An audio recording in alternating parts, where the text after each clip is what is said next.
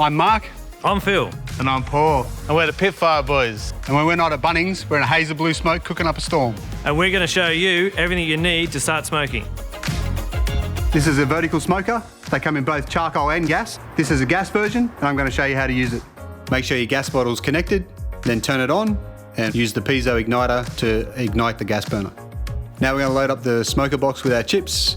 Poultry and pork are more suited to your fruitier apple and cherry, where your red meats are more suited to your hickory and mesquite. Now we're going to fill the water pan, which will add steam to the environment, which will keep your meat nice and moist. All barbecues have a hot spot. This being a vertical barbecue, the heat source is at the base, which creates a higher temperature at the bottom. So your heavier meat's down the bottom, lighter meat's at the top. All you need to do now is use your vents to regulate the heat. Using gas as a heat source means the unit comes up to temperature quickly, so it means you can get your cook on really fast. There you go. That's how easy it is to use, so get in and have some fun.